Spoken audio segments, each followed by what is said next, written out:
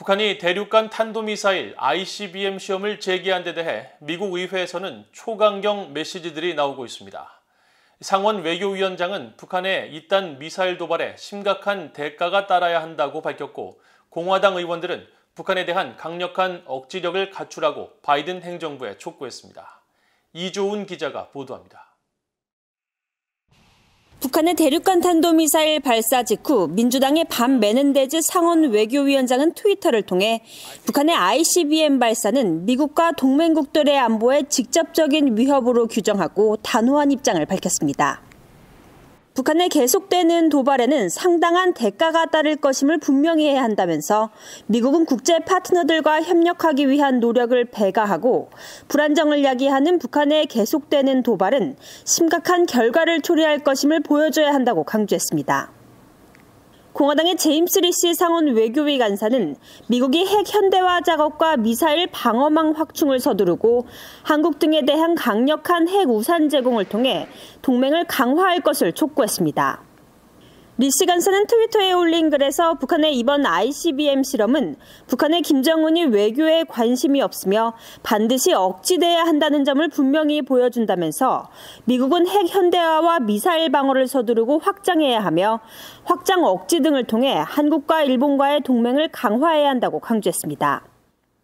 마이클 맥카울 하원 외교위 공화당 간사는 VOA에 보낸 성명을 통해 바이든 행정부는 김정은 정권과 중국, 러시아 등 북한의 핵과 탄도미사일 개발을 지속 가능하게 하는 네트워크에 최대 압박을 가하고 의미 있는 대가를 치르도록 할 것을 강력히 촉구한다고 밝혔습니다.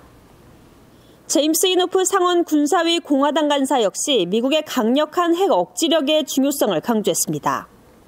이노프 간사는 24일 트위터를 통해 2017년 이후 북한의 첫 ICBM 시험은 세계가 얼마나 위험해지고 있는지 보여주는 한 사례라면서 조 바이든 대통령의 미국의 핵 태세 검토는 이런 위협의 현실을 인정하고 강력하고 유연한 미국의 억지력을 지지할 것을 촉구했습니다.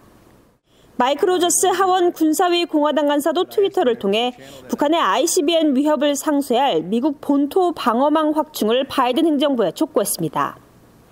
한국계인 공화당의 영킴 하원 의원은 트위터 글을 통해 북한의 정당한 이유 없는 ICBM 발사는 김정은이 영내 안보를 희생시키면서 추구하는 군사력에 대한 진정한 의도를 보여준다면서 북한의 강경한 태도를 취할 때라고 강조했습니다. 이런 가운데 한국 문재인 정부의 종전선언 추진을 지지했던 민주당의 에드워드 마키 상원 외교위원회 동아태 소위원장은 트위터를 통해 북한에 대한 최대 압박은 실패했다면서 바이든 대통령은 대신 달성할 수 있는, 즉 북한의 새로운 무기 체계 동결과 인도적 지원 제공, 전쟁으로 이어질 수 있는 한반도 긴장을 낮추는 것에 초점을 맞춰야 한다고 주장했습니다. VOA 뉴스 이조은입니다.